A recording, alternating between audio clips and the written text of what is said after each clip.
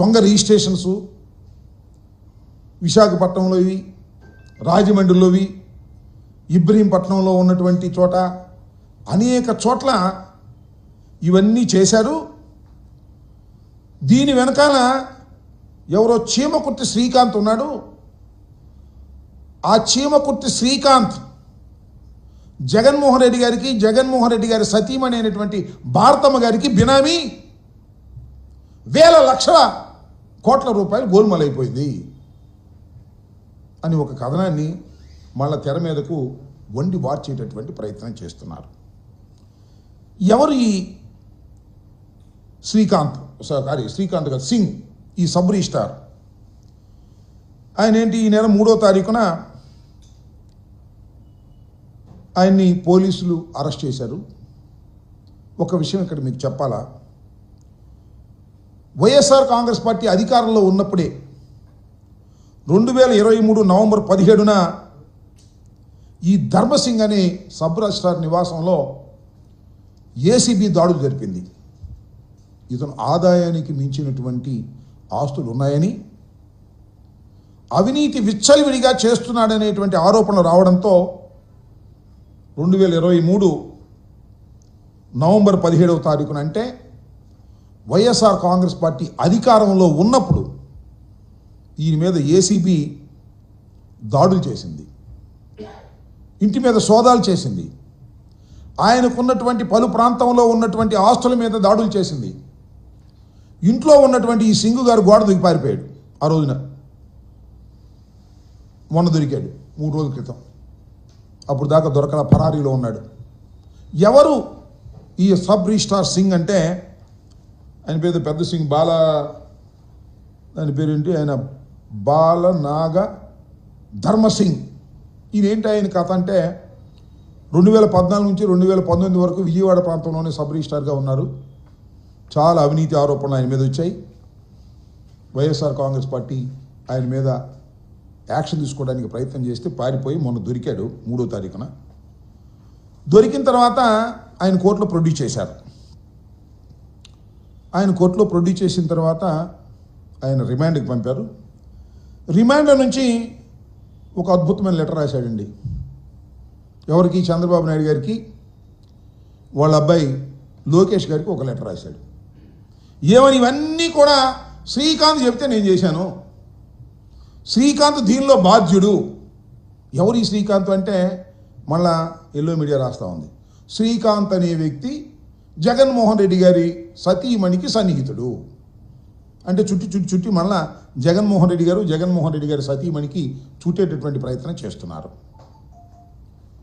ముందేమన్నారంటే, ఈ శ్రీకాంత్ అనే వ్యక్తి సజ్జల రామకృష్ణారెడ్డి గారి బినామీ అని ముందు ప్రచారం చేశారు. అరే చాలదులే, ఇంకొద్ది పెంచుదామని చెప్పేసి జగన్మోహన్ రెడ్డి గారి మీద, ఆయన సతీమణి మీద రాయడం కోసం మళ్ళా వండారు. నేనంట, అయ్యా వండేవాళ్ళు కాస్త జాగ్రత్తగా ఉండండి అయ్యా, కాస్త ఎడిటింగు స్క్రిప్టు కరెక్ట్గా రాసుకోండి. ముందే సజ్జల పేరు చెప్పడం, తర్వాత మళ్ళా జగన్మోహన్ రెడ్డి గారి పేరు చెప్పడం, ముందే జగన్మోహన్ రెడ్డి గారి మీద పేరు చెప్పేటట్టుగా మీరు ఏర్పాటు చేసుకోవాలి. ఆయన ఒక లెటర్ రాశాడు జైల్లో నుండి. జైల్లోంచి లెటర్ ఎటు వచ్చిందో నాకు అర్థం కాల. Is in remand Khaidi. ACB కస్టడీలో ఉన్నాడు, యాంటీ కరప్షన్ బ్యూరో కస్టడీలో. ఒక అద్భుతమైన లెటర్ రాశాడు. ఆ లెటర్ అంతా కూడా జగన్మోహన్ రెడ్డి గారి మీద, ఆయన సతీమణి గారి మీద, లేకపోతే మన ఈ శ్రీకాంత్ శ్రీకాంత్ మీద రాసేటటువంటి ప్రయత్నం చేసి దాన్ని గిరగిర దిప్పుతున్నారు మీడియాలో అంతా కూడా. దీనిలో నాకు భలే ఆశ్చర్యం వేసిందబ్బా. ఈనాడు రాశారు, చక్కగా మంచి రైటర్ని బట్టి రాసినటువంటి పాత్ర ఇలాగే. అది ఒకసారి చదివి వినిపిస్తాం మీకు. అదేమిటి అంటే, అతన్ని బెదిరించారంట. ఎవరిని?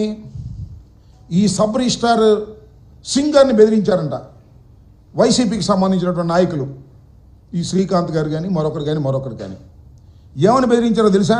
Standard dialogue. ఇంతకుముందు చాలా సందర్భాల్లో తెలుగుదేశం నాయకులు, లోకేష్ గారు, చంద్రబాబు నాయుడు గారు, తెలుగుదేశం ప్రముఖులు వాడినటువంటి డైలాగులు. కరోనా సమయంలో మాస్కులు అడిగిన డాక్టర్ సుధాకర్కు ఎలాంటి గతి పట్టిందో మీకు అదే గతి పడుతుందంటూ బెదిరించి ఆస్తులను రిజిస్ట్రేషన్ చేయించుకున్నారని సీఎం చంద్రబాబు గారికి రాసిన లేఖలో ఈ LBLD సింగ్ పేర్కొన్నాడు. అయ్యా నిన్ను అరువు సుధాకర్ని చంపేశామే, మాస్కులు అడిగితే ఆ రకంగా చంపేస్తాం, మర్యాదగా మొత్తం రీచ్ చేయమన్నామంట. మొత్తం రీచ్ చేశామంట. చూడండి కట్టుకోది ఎంత అద్భుతంగా ఉందో. ఆడేటప్పుడు కాస్త అబద్ధం ఆడినా కూడా అతికేదట్టు ఉండాలా, అట్లా లేదు. చక్కగా పాత రైలాగులు తీసుకొచ్చి పొలిటికల్గా పెట్టి దీన్ని గిరగిరా తిప్పి జగన్మోహన్ రెడ్డి గారికి వారి సతీమణి గారి మీద రాసేటటువంటి ప్రయత్నాలు చేస్తున్నారు. ఏదో చిన్న చిన్న పత్రికలు రాశాయి, ఏదో రేటింగ్ కోసం రాశాయంటే, లేదా రేటింగ్ కోసం ఛానల్స్లో ఏదో గప్పండి గ్యాస్ కొట్టేటటువంటి వారు చూపిస్తున్నారంటే మనం నమ్మొచ్చు. కానీ చివరికి ఎల్లో మీడియాలో చాలా నెంబర్ 1 అని చెప్పుకునేటువంటి పత్రిక. అఫ్కోర్స్ దీనిలో అన్ని కట్టుకథలకు ఈ మధ్యన మరీ తెగించేశారు, అడ్డగోలుగా రాసే కార్యక్రమాలు చేస్తున్నారు. ఇలా జగన్మోహన్ రెడ్డి గారిని వ్యక్తిత్వ హననం చేయడానికి, వారి సతీమణిని వ్యక్తిత్వ హననం చేయడానికి ఇలాంటి కార్యక్రమాలు చేయటం చాలా దురదృష్టకరమని ఈ సందర్భంగా నేను చెప్పదలుచుకున్నాను. ఇంకొక అంశం ఏంటంటే, ఈ మధ్య నేను చూసా ఒక పత్రిక, అది కూడా వారికి సంబంధించిన పత్రికే, దానిలో ఒక మాట రాశారు.